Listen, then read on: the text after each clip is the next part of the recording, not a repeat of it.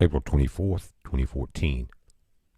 There's two new reports about the WIPP plant in New Mexico, guys. If you haven't been keeping up with it, it's where they stored nuclear waste from weapons grade, plutonium, things like that, and it started leaking back in February. They think they had a truck fire on the 7th level, and it caused the heating of the interior there, and the ceiling collapsed on drums like you're seeing here that they store this highly toxic nuclear waste in.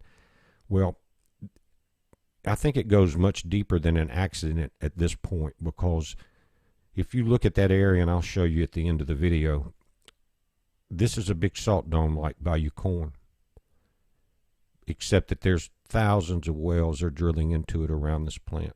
Oil wells, pumping oil out, fracturing this. And if you look at it on a even deeper level, what if it's a form of destroying the atmosphere, where underground survival was your only chance? We know the bunkers are there for the elite. It would be a good way to control the surface. Actually, you could control species like this. They're going to say it said shortcomings were found at almost every step. Are you listening?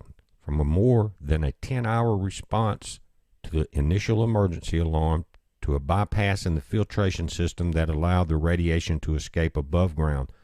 The bottom line is they failed to believe initial indications of the release. They did not fail to believe anything. So crews are still working to identify the source of the leak, which sent low levels of radiation into the air around the plant.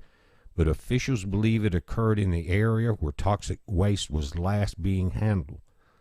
Officials Wednesday night said that there were people working in that area at the time of the fire, but did not say what they were doing. Again, remember, there was a truck that caught on fire down on that 7th level, or the 7th tomb that they call it.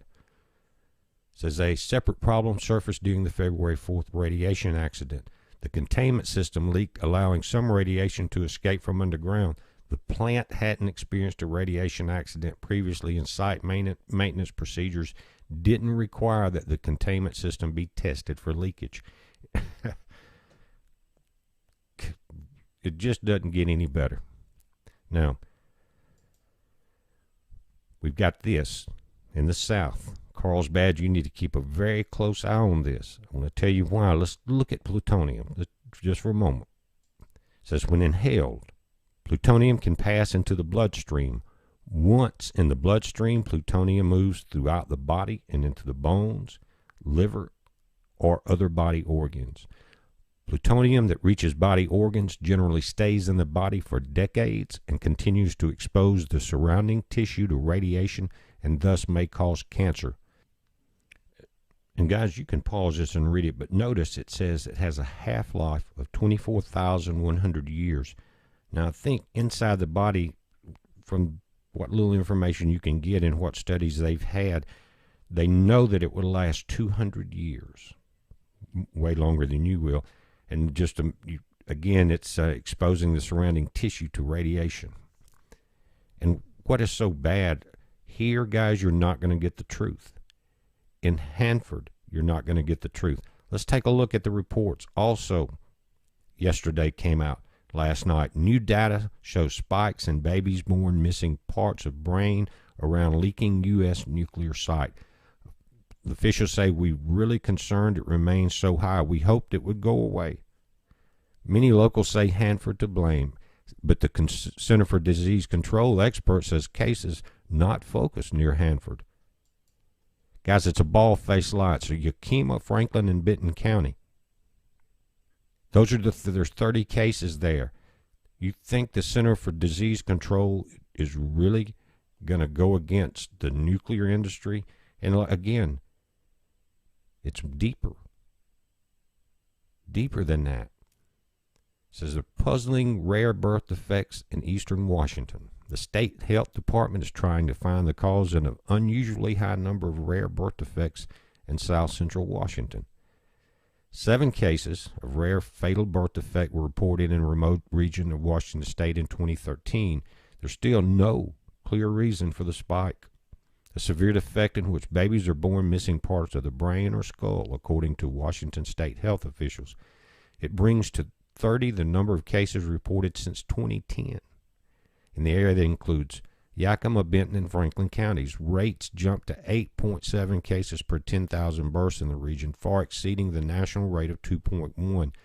Critics have said state and federal officials need to do detailed interviews and a thorough investigation of the central Washington cluster. Many local residents are convinced that the leaking tanks of nuclear waste from the region's nearby Hanford nuclear plant must be to blame. But Dr. Edith Ching, University of Washington medicine expert on birth defects, said there has been no good study of the plant's impact. Now, guys, that's just a bald-faced lie. You got to call it what it is. And if you don't think they have planned this and have prepared for this for years, you haven't been keeping up with this. I want to go back, read some history. It says, during and after the end of World War II, scientists working on the Manhattan Project and other nuclear weapons research projects conducted studies of the effects of plutonium on laboratory animals and human subjects.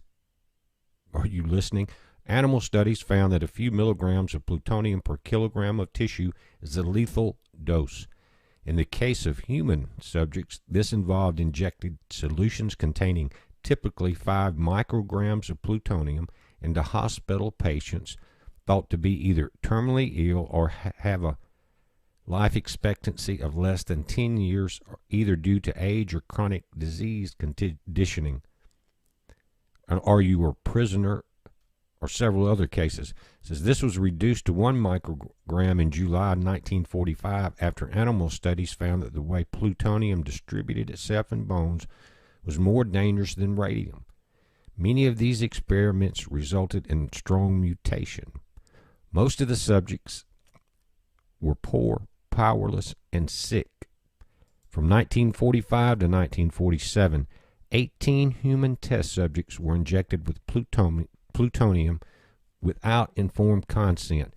That's all they're admitting. You can study this. There were hundreds and hundreds of cases of this, not just injections, but entire cities dusted with radiation in the United States.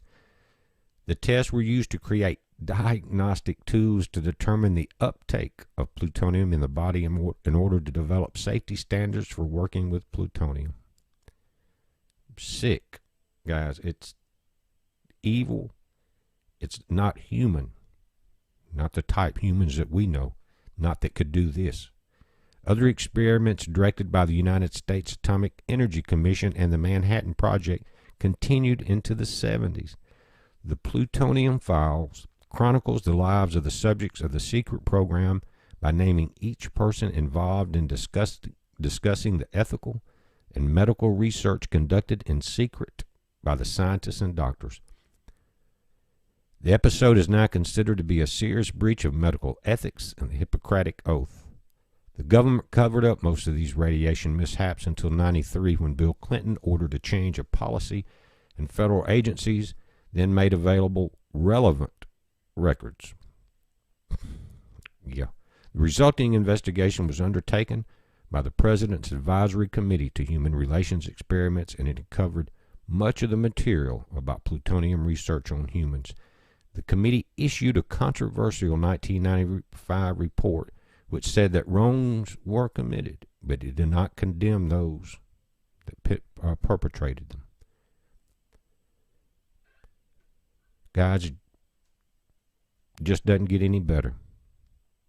We're going to watch this. I'm going to do a video on the Plutonium Files. Heads up, be safe.